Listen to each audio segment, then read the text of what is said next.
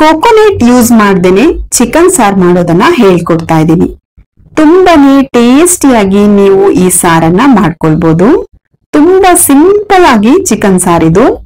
ಒಮ್ಮೆ ಆದ್ರೂ ನೀವು ಮನೆಯಲ್ಲಿ ಟ್ರೈ ಮಾಡ್ಲೇಬೇಕು. ಈ ಚಿಕನ್ ಸಾರ್ ಮಾಡ್ಲಿಕ್ಕೆ ಏನೆಲ್ಲ ಇಂಗ್ರೀಡಿಯೆಂಟ್ಸ್ ಬೇಕು ಅಂತ ನಾನು ಡಿಸ್ಕ್ರಿಪ್ಷನ್ ಬಾಕ್ಸ್ ನಲ್ಲಿ ಕೊಟ್ಟಿರ್ತೀನಿ, ದಯವಿಟ್ಟು ಚೆಕ್ ಮಾಡಿ. ಈಗ ಚಿಕನ್ ಸಾರ್ ಹೇಗ್ ಮಾಡೋದು ನೋಡೋಣ. ಈ ಚಿಕನ್ ಸಾರ್ ಮಾಡ್ಲಿಕ್ಕೆ ಟೋಟಲ್ 3 ಮೀಡಿಯಂ ಸೈಜ್ ಆನಿಯನ್ ಬೇಕಾಗತ್ತೆ.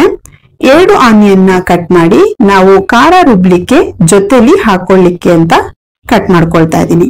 1 ಆನಿಯನ್ ನ ಸ್ಲೈಸ್ ಆಗಿ ಕಟ್ ಮಾಡಿ ಒಗ್ಗರಣೆ ಹಾಕೊಳ್ಳಿಕ್ಕೆ ಒಂದು ಬೌಲಿಗೆ ಎತ್ತಿಟ್ಕೊಳ್ಬೇಕು. ಈಗ ಖಾರ ರುಬ್ಲಿಕ್ಕೆ ಕಟ್ ಮಾಡಿರೋ ಆನಿಯನ್ ನ ಸ್ವಲ್ಪ ಡ್ರೈ ರೋಸ್ಟ್ ಮಾಡ್ಕೊಳ್ಬೇಕು. ಅದಕ್ಕೆ ಒಂದು ಪ್ಯಾನ್ ಅನ್ನ ಬಿಸಿ ಮಾಡ್ಲಿಕ್ಕೆ ಇಟ್ಕೊಂಡು ಕಟ್ ಮಾಡಿರೋ ಆನಿಯನ್ ನ ಹಾಕೊಳ್ಬೇಕು. ಆನಿಯನ್ ನ ಹಾಕಿ ಚೆನ್ನಾಗಿ ಬಾಡೋವರೆಗೂ ಫ್ರೈ ಮಾಡ್ಕೊಳ್ಬೇಕು. ಆಯಿಲ್ ಏನು ಹಾಕೊಳ್ದೇನೆ ನೀವಿದನ್ನ ಫ್ರೈ ಮಾಡ್ಕೊಳ್ಬೇಕು. ಆನಿಯನ್ ಚೆನ್ನಾಗಿ ಫ್ರೈ ಆದ್ಮೇಲೆ ಒಂದು ಪ್ಲೇಟಿಗೆ ತೆಗೆದು ಆರ್ಲಿಕ್ಕೆ ಬಿಡಬೇಕು. ಈಗ ಅದೇ ಪ್ಯಾನಿಗೆನೆ 6 ರಿಂದ 7 ಬ್ಯಾಡಗಿ ಮೆಣಸನ್ನ ಹಾಕೊಳ್ಬೇಕು. ನೀವು ನಿಮ್ ಖಾರಕ್ಕೆ ನೋಡ್ಕೊಂಡು ಮೆಣಸನ್ನ ಹಾಕೊಳ್ಳಿ. ನಾನಿಲ್ಲಿ 6 ರಿಂದ 7 ಬ್ಯಾಡಗಿ ಮೆಣಸನ್ನ ಹಾಕೊಂಡಿದ್ದೀನಿ. 2 ಟೇಬಲ್ ಸ್ಪೂನ್ ಆಗುವಷ್ಟು ಕೊತ್ತಂಬರಿ ಕಾಳನ್ನ ಹಾಕೊಳ್ಬೇಕು. 1 ಪೀಸ್ ಚಕ್ಕೆ, 6 ಲವಂಗ, 2 ಏಲಕ್ಕಿ, ಅರ್ಧ ಟೀ ಸ್ಪೂನ್ ಆಗುವಷ್ಟು ಕಾಳು ಮೆಣಸು, 1 ಟೀ ಸ್ಪೂನ್ ಜೀರಿಗೆ, ಇದನ್ನೆಲ್ಲ ಹಾಕೊಂಡು ಗ್ಯಾಸ್ನ ಮೀಡಿಯಂ ಫ್ಲೇಮ್ ಅಲ್ಲೇ ಇಟ್ಟು ರೋಸ್ಟ್ ಮಾಡ್ಕೊಳ್ಬೇಕು. ಮಸಾಲದಲ್ಲಿ ಒಂದೊಳ್ಳೆ ಅರೋಮಾ ಬರುತ್ತೆ, ಅಲ್ಲಿವರೆಗೂ ನೀವಿದನ್ನ ಚೆನ್ನಾಗಿ ಫ್ರೈ ಮಾಡ್ಕೊಳ್ಳಿ. ಫ್ರೈ ಮಾಡ್ಕೊಂಡಾದ್ಮೇಲೆ 1 ಗೆಡ್ಡೆ ಬೆಳ್ಳುಳ್ಳಿನ ಎಸಳುಗಳನ್ನ ಬಿಡಿಸ್ಬಿಟ್ಟು ಸಿಪ್ಪೆ ತೆಗೆದು ಹಾಕೊಂಡಿದೀನಿ. 1 ಇಂಚ್ ಆಗುವಷ್ಟು ಶುಂಠಿನ ಕಟ್ ಮಾಡಿ ಹಾಕೊಳ್ಬೇಕು. ಹಾಕಿ 2 ನಿಮಿಷ ಫ್ರೈ ಮಾಡ್ಕೊಳ್ಬೇಕು. 2 ನಿಮಿಷ ಫ್ರೈ ಮಾಡ್ಕೊಂಡ್ ಆದ್ಮೇಲೆ ಗ್ಯಾಸ್ನ ಆಫ್ ಮಾಡಿ ಮಸಾಲನ ತಣ್ಣಗಾಗ್ಲಿಕ್ಕೆ ಬಿಡ್ಬೇಕು. ಮಸಾಲ ತಣ್ಣಗಾದ್ಮೇಲೆ ಒಂದ್ ಮಿಕ್ಸಿ ಜಾರಿಗೆ ನಾವಿದನ್ನ ಹಾಕೊಳ್ಬೇಕು. ಮಿಕ್ಸಿ ಜಾರಿಗೆ ಹಾಕೊಂಡಾದ್ಮೇಲೆ 2 ಟೊಮೆಟೊನ ಕಟ್ ಮಾಡಿ ಹಾಕೊಂಡಿದೀನಿ. ನಾವೇನ್ ಮೊದ್ಲೇ ಫ್ರೈ ಮಾಡಿಟ್ಟಿದ್ವಲ್ಲ ಆನಿಯನ್, ಅದನ್ನು ಕೂಡ ಹಾಕೊಳ್ಬೇಕು. ಆನಿಯನ್ ಹಾಕೊಂಡಾದ್ಮೇಲೆ 1 ನಿಂಬೆ ಹಣ್ಣಿನ ಸೈಜ್ ಆಗುವಷ್ಟು ಹುಣಸೆ ಹಣ್ಣನ್ನ ತಗೊಂಡಿದೀನಿ, ಅದನ್ನ ಹಾಕೊಳ್ಬೇಕು. 1 ಹಿಡಿ ಆಗುವಷ್ಟು ಕೊತ್ತಂಬರಿ ಸೊಪ್ಪನ್ನ ಹಾಕೊಳ್ಳಿ. ನೀವು ಕೊತ್ತಂಬರಿ ಸೊಪ್ಪಿನ ಬದಲಿಗೆ ಕೊತ್ತಂಬರಿ ಸೊಪ್ಪಿನ ದಂಟನ್ನು ಕೂಡ ಯೂಸ್ ಮಾಡಬಹುದು. ಅರ್ಧ ಟೀ ಸ್ಪೂನ್ ಆಗುವಷ್ಟು ಅರಿಶಿನ ಪುಡಿನ ಹಾಕೊಳ್ಬೇಕು. ಸ್ವಲ್ಪ ನೀರನ್ನ ಸೇರಿಸ್ಬಿಟ್ಟು ಫುಲ್ ನೈಸ್ ಆಗಿ ನೀರಿನ ಮಿಕ್ಸಿ ಮಾಡ್ಕೊಳ್ಬೇಕು, ತರಿಯಾಗಿರ್ಬಾರ್ದು. ಈಗ ರುಬ್ಬಾಗಿದೆ. 1 ಪಾತ್ರೆಗೆ 3 ಟೇಬಲ್ ಸ್ಪೂನ್ ಆಗುವಷ್ಟು ಆಯಿಲ್ ಅನ್ನ ಹಾಕೊಳ್ಬೇಕು. ಆಯಿಲ್ ಚೆನ್ನಾಗಿ ಬಿಸಿ ಆಗ್ಬೇಕು.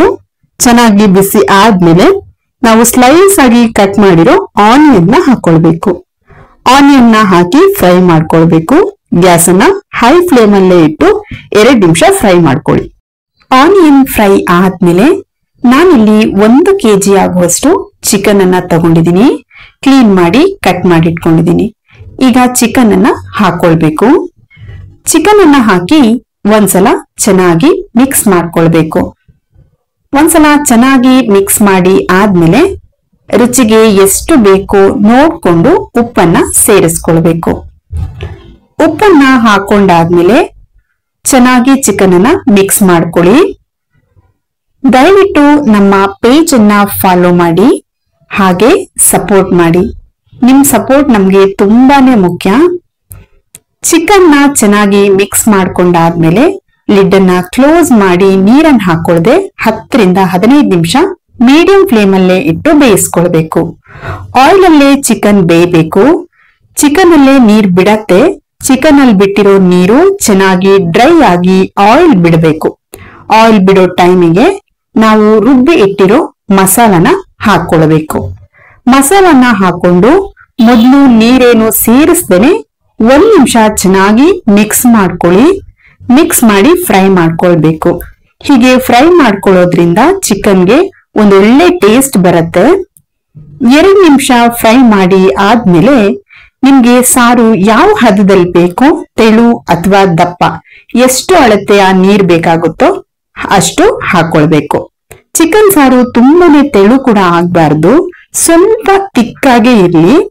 ಈಗ ನೀರನ್ನ ಸೇರಿಸ್ಕೊಂಡಾದ್ಮೇಲೆ ಚೆನ್ನಾಗಿ ಮಿಕ್ಸ್ ಮಾಡ್ಕೊಂಡು ಉಪ್ಪೇನಾದ್ರೂ ಕಮ್ಮಿ ಇದೆ ಅನ್ಸಿದ್ರೆ ಸ್ವಲ್ಪ ಹಾಕೊಳ್ಳಿ. ನಾವ್ ಆಲ್ರೆಡಿ ಚಿಕನ್ ಬೇಯಿಸುವಾಗ ಸಾಲ್ಟ್ ಅನ್ನ ಹಾಕಿದ್ವಿ, ಈಗ ಬೇಕು ಅಂದ್ರೆ ಹಾಕೊಳ್ಬಹುದು. ಹಾಕಿ ಮಿಕ್ಸ್ ಮಾಡಿ ಲಿಡ್ ಅನ್ನ ಕ್ಲೋಸ್ ಮಾಡ್ಬಿಟ್ಟು 10 ನಿಮಿಷ ಮೀಡಿಯಂ ಫ್ಲೇಮ್ ಅಲ್ಲೇ ಇಟ್ಟು ನೀವಿದನ್ನ ಬೇಯಿಸ್ಕೊಳ್ಬೇಕು. ಈಗ 10 ನಿಮಿಷ ಆಗಿದೆ, ಚಿಕನ್ ತುಂಬಾನೇ ಚೆನ್ನಾಗಿ ಬೆಂದಿದೆ. ಈಗ ಸಿಂಪಲ್ ಆಗಿ ಮಾಡುವ ಚಿಕನ್ ಸಾಂಬಾರ್ ರೆಡಿ ಆಗಿದೆ. ನೀವು ಮನೆಯಲ್ಲಿ ಟ್ರೈ ಮಾಡಿ, ಹೇಗ್ ಬಂತು ಅಂತ ಕಮೆಂಟ್ ಮಾಡಿ. ವಿಡಿಯೋನ ನಿಮ್ಮ ಫ್ಯಾಮಿಲಿ ಮತ್ತೆ ಫ್ರೆಂಡ್ಸ್ ಜೊತೆಲಿ ಶೇರ್ ಮಾಡಿ. Thank you for watching.